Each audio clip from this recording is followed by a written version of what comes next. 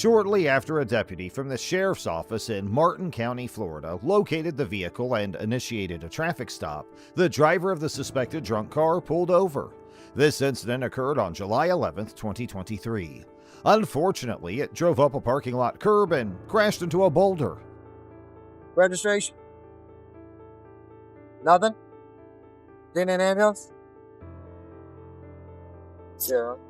A distinct odor of intoxicants were coming from the vehicle's driver's license and registration when the deputy approached.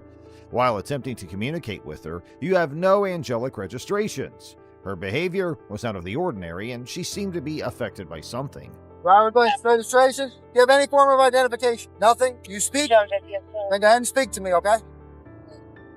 You have any type of identification on you? Do you have a purse? Do you have a registration? Anything over there that's yours? No? Nothing. All right. What is your first name? What's your first name? What? Dana. Is this car registered to you? Is this your car? Yes. What are you under the influence of? Alcohol or drugs? Something. You could have killed somebody a moment ago. Okay? It was horrible. You hadn't turned the car off for me. I kind of don't trust you at this point, okay? The driver was soon identified as a 41-year-old female named Dina. It was discovered that her driver's license was suspended on several occasions and the vehicle was not registered. The officer attempts to engage with her, but her response is absent. He queries whether alcohol or drugs are involved, yet her intense intoxication leaves her oblivious to the situation at hand. You're kind of not helping me out any, so I can't do much for you. How to turn it off. Man, where your keys at? Who knows? We're not even going that route. Can't even get a name. We pulled over Joan Jefferson, then she jumped the curb and drove up there. Well, I heard the siren and I tried to get out of it. Prevented it. Was that you up there? No, I was in town. Prevented it from crashing whoever's on top of the bridge. Trying's not going to help. I still want to know who you are. Keep an eye on her. Throughout the journey to the jail, Dina's emotions surged uncontrollably. Her cries were marked by hysteria, punctuated by screams, and revealing a stark lack of self-control attributed to her profound intoxication. The pungent aroma of alcohol saturated the deputy's patrol car to an extent that compelled him to adjust the climate control to outside air, resorting to cracking a window in search of respite. Amidst the chaos, he sought cooperation for a broadcast request, urging her involvement. Amid her tumultuous state, she managed disjointed statements involving her son's military affiliation and disclaiming any harm caused. Upon arrival at the jail, she was ushered into the DUI room for processing. Dina's comments were filled with defiance despite the stressful nature of the encounter. You can head out. Okay. Greg's here. Huh? My savior's here. I just told her, I said, is that your landscaping outfit? She ruined it. She didn't hit this. She hasn't hit this yet. She hasn't hit this. The landscape right there? Oh, yeah, it's demolished. Well, Is that over top of it? yeah. But I told Chapman it's a new property, and the support, he said, more like it's a new property. Yeah. So, that's what she said. She's like, yeah, the landlord put all this in. She only hit one little bush, bro. Yeah, it's Never. What's that? I have literally never really never. been This drunk? off. Okay. Well, I'll make sure you don't kill anybody. That's why we're stopped here today, okay? Fuck, right. All right, cool. I have never fucking been. Arrested for DUI? No. Yes, you have. Is that what you're trying to Well, do? because I stopped her about there and she went to pull over. And then she turned back in the Oh, traffic. is that what you got is that when the siren hit again? She turned Okay. back in the traffic and she rode up over the curb and Oh, cut shit, somebody okay. off coming back in. Also, you about to tell, yeah, before she knows not coming planes, you got to end up. Yeah, she didn't pull up on here. She was getting fitted. That's next level, buddy. That's crazy. Pedophile. You're a pedophile? Is that what you said? What? What? What? What? What? What? What? What? What? What? Y'all let pedophile. Dina, you stay in Martin County or PSL? Cool. Go here and make sure that you are not under the influence and that you're okay to drive. Okay? No. No. I get those 6 o'clock nights. You're under the influence. I am? Not today, but I'm a piece of shit. I didn't say that. Again, I'm just here to make sure you're not under the influence and you can drive. That's it. No. Alright? We're just making sure you're okay to drive. That's it. Look, I got somebody to check you out, okay? Hey, look. I'll be here in a second. Here, look. Let me tell the truth. Okay. Shit. Why? Shit. Why? I am. Nah. Don't worry about that. Why do you think that? I will never let anybody accuse anybody. Okay, I get it. Sir, I get it. It's hot out here. Give me 1 second, fuck my okay? kids. I don't know what she's saying. Subsequently, the deputy requested for a DUI traffic unit to arrive and carry out an investigation. Sorry, man. They had us all on citrus. That's what we get for being 5 people short, man. Just go talk to her. You'll figure it out. What'd you stop her for? 9,000 things with PC. 9,000 things of PC? Okay, just all over the place? Go talk to her. Be evident. Trust me. Alcohol or drug? Can't even tell you. It's so hot out. I had to reach in the car, turn off the car. But I'm assuming alcohol can talk to her.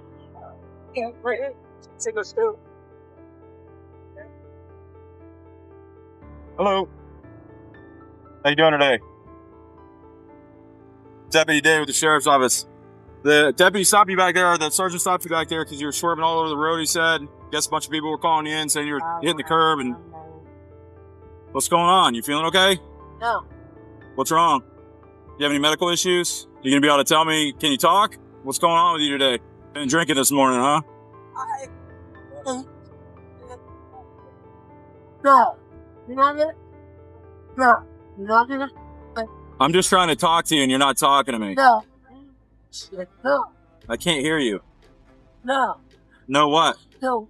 No. Do you have any medical issues? What you're doing? I'm not blaming you for anything. Can you zip your shirt up for me and then step out of the car? Oh yeah. I'm a whore. Yeah. Appreciate it. What's your first name?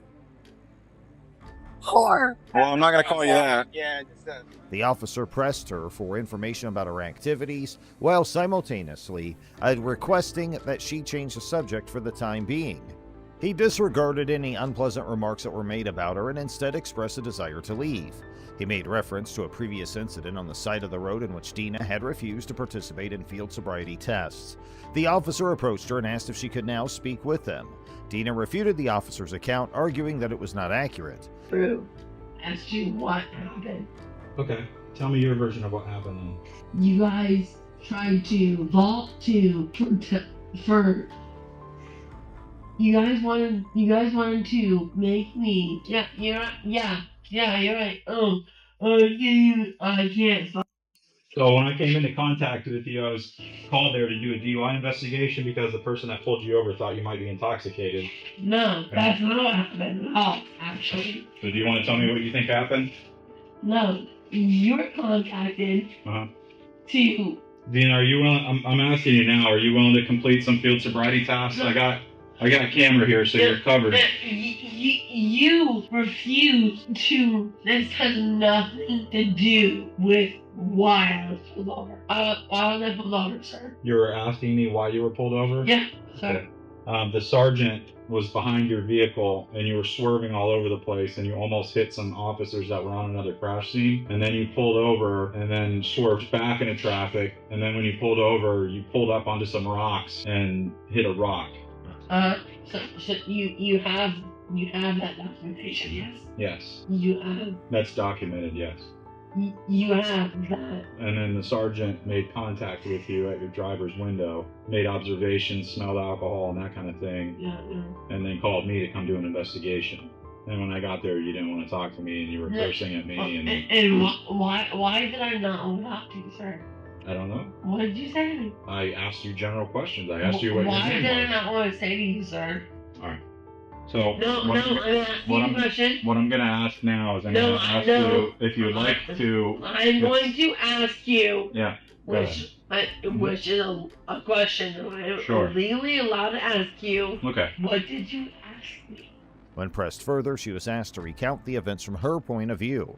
As the officer continued to try to talk her out of her rejection, the tension in the room increased. He made reference to the existence of a camera, which led one to believe that the examinations were being recorded.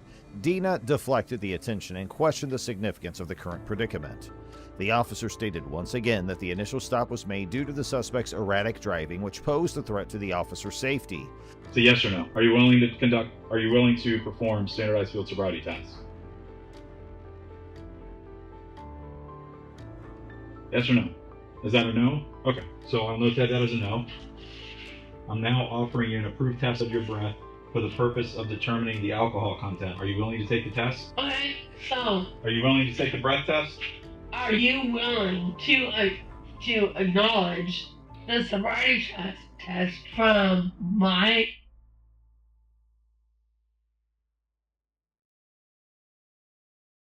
I'm going to read you implied consent, okay? I'm done. I'm done. Have a seat, Dana. I'm not playing with you. Sit down.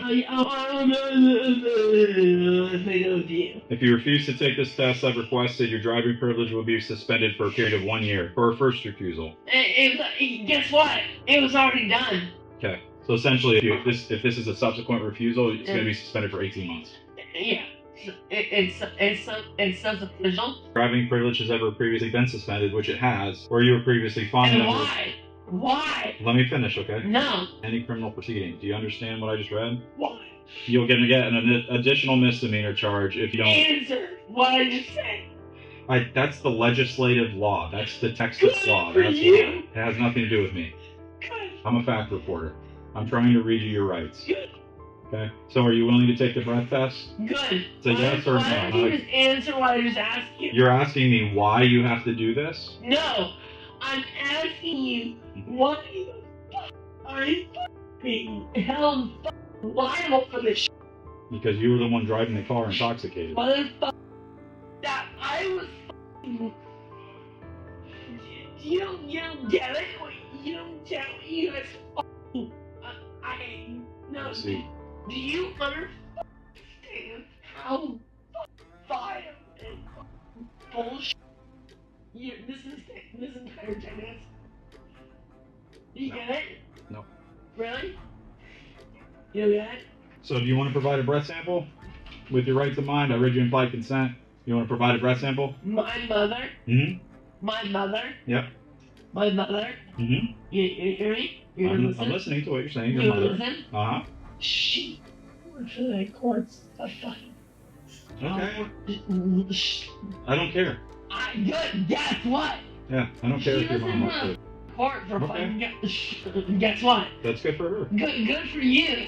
Yeah. Yeah. She worked for the cop. That's not what I'm here for, though. Yeah, you're not. No. Yes, of course No. not. Story time is over now. Yeah, story does. So what I need to know is if you're willing to take the breath test. He made a reference to the exchange between the sergeant and the officer who detected the odor of alcohol. Dina rebutted his statement by questioning her lack of communication and daring her to reuse curse words. The officer questioned his strategy and rehashed the request that Dina get out of the car. After he asked for clarity, she was forced to think back to the time it happened.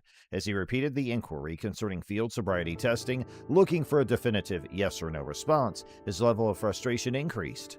The officer's voice remained calm as he said, "Are you willing to provide a breath sample while keeping your rights in mind?" He brought her attention to the law about implied consent. Dina's comments continued to be jumbled, and she occasionally brought up her mother as if to object.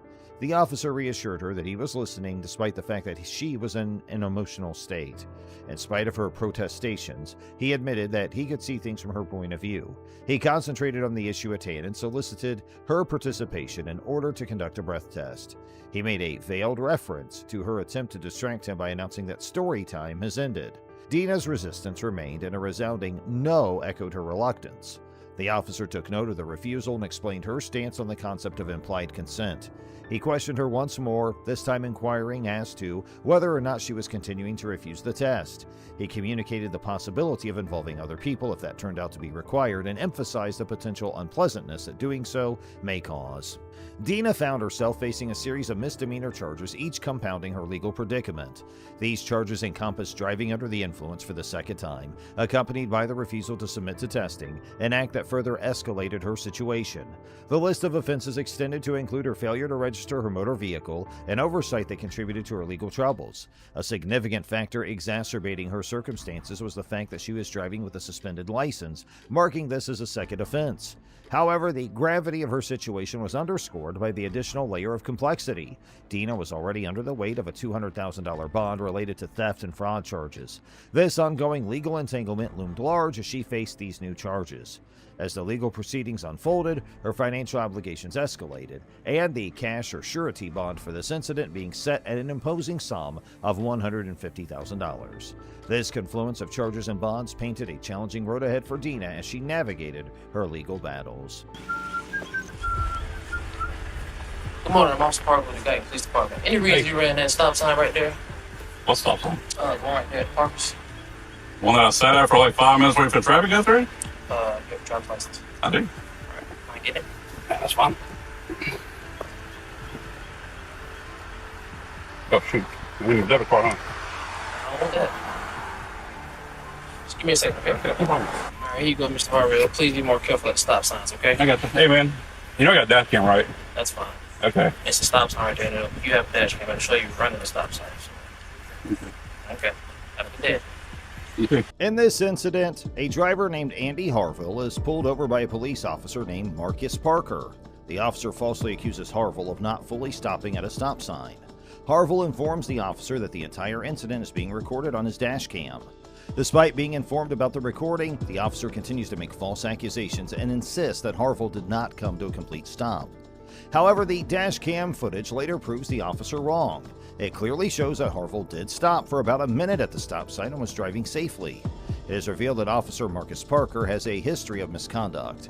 He had previously been put on administrative leave from a different police department for driving under the influence. He had driven home in his patrol car after consuming multiple drinks at a local restaurant while off duty.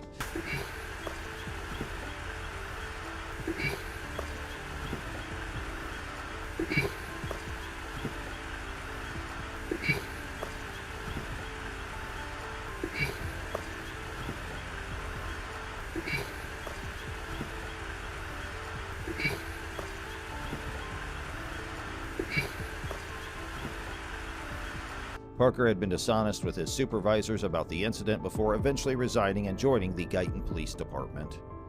The Guyton Police Department itself has concerning issues. They lack important policies regarding the use of body and dash cams, as well as protocols for the use of force, excessive force arrests, and interactions with the public. The absence of these policies undermines citizen protection and fails to provide clear guidelines for police officers. Given these circumstances, there is a call for accountability and reform within the Guyton Police Department. The officer involved, Marcus Parker, should face consequences for his misconduct. Additionally, the department needs to implement necessary reforms for better serving and protecting the citizens under their jurisdiction. Now let's move to another video. Correct. Correct. He's being detained right now, but correct. No, I'm talking to her next. I know. I know.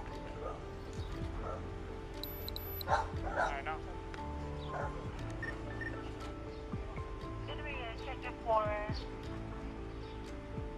an aggressive white female unknown weapon wearing a white shirt and jeans, making threats to harm herself? Samuel Scott Jr.'s incident began when his car, a 2006 black Jeep Compass, was stolen from outside his aunt's house in Buena Vista in Miami.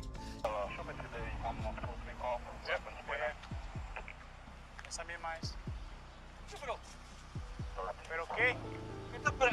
¿Tú eres un sargento? Ok, yo tengo a mi sargento. All right? Okay? After the theft, Scott immediately called the Miami Police Department to report the incident and seek assistance in recovering a stolen vehicle. However, instead of receiving help, Scott found himself wrongfully detained and arrested by the same officers he had called. Despite being a victim of a crime, the police officers believe Scott was the perpetrator based on a description that matched his appearance. Scott, who is a black man, was wearing a dark-colored shirt over a white undershirt at the time. In a body camera footage obtained by the media, Scott can be seen telling the officers that the description of the person who took off in his car was similar to his own, but he insisted that they had the wrong person. I went over there to check kids and everything. My kids are, where are your kids? I was with them. Over there, what's the name? They were at my cousin's house. So, huh? When? it's 5:30, 6 o'clock. I actually walked back over here. You have 2 IDs? Yeah. That's not good. Well, one is an ID and one is a driver's license. All right. Scott questioned why he would call the police if he had stolen his own car and expressed his concern for his children who were left unattended while he's being questioned. You know what's up, okay? All right, but it's not okay. You mind if I sit in your cars? I really don't know It's a bigger space. what I did. I really don't care, but. Alright, listen. I'm gonna reach your rights real quick. Alright? I'm telling you guys not the wrong guy. I can confirm where I was and I can even confirm my activities. I recently logged off of the VPN at my job. Okay. At what time? Roughly before I came over here, before I called you guys. But I'm telling you, you guys got the wrong guy. The description of the guy that took off from your car is just like yours. The officers proceeded to charge Scott with several offenses, including leaving the scene of an accident, false reporting of a crime, failure to carry a concealed weapon license, and possession of marijuana. However, these charges were later dropped by the Miami-Dade State Attorney's Office in November 2021, indicating that there was insufficient evidence to pursue the case against Scott. To the time, I really just jumped out of the car to go see. That's it. If you want, like I said, we can go. Like, I had my kids and stuff like that, dropped them off, came over to say hi. And I went, I don't know what happened. I don't. Like I said, I know the people that stay across there, over here, all over the place. I don't know what happened. My car just, somebody jumped in, drove off. And I'm sorry, but I'm telling you, I didn't do it. Literally, why would I call the police? I called because my car is stolen. How many of my kids are going to get home? My pillow, my work ID, my work stuff, all of that stuff is in there. Why would I? That's why I'm like, why am I in handcuffs? If I'm calling them and I'm... Alright, just give me a second. You never been arrested before? No. Sure about that? Yeah. Never been arrested. Ex-military. As a result of this wrongful arrest and detention, Samuel Scott Jr. is now suing the Miami PD and 5 specific officers involved in the incident. His lawsuit alleges unlawful search, false imprisonment, and unwarranted prosecution. Scott's attorney is seeking $500,000 in damages for the physical, emotional, and reputational harm caused by the incident. Let's now move to another video. You ready? Four.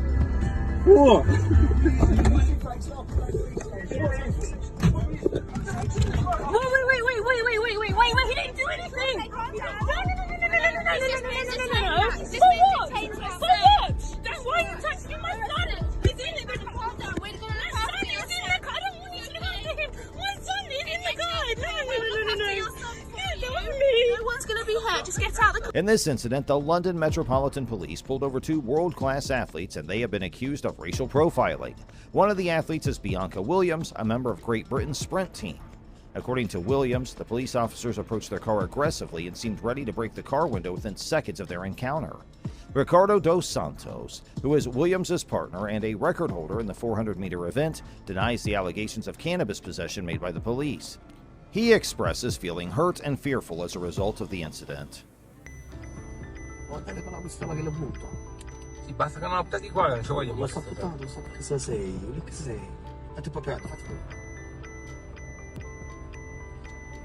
Basta che non sparano. Una macchina nuova quella, che sei?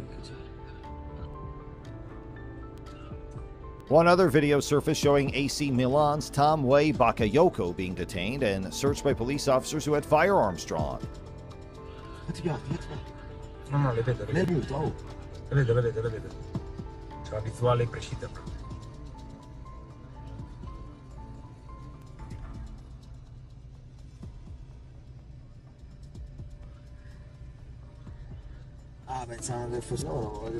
However, Bakayoko was released after the officers recognized him as a famous footballer. The Milan police initially claimed that the check on Bakayoko was conducted with high security measures and justified by the context of the operation. However, they later apologized and released Bakayoko after realizing his identity. The police statement mentioned that the check was carried out in a manner consistent with the perceived danger, but the officer's shock upon recognizing Bakayoko suggests a potential misunderstanding or error in judgment.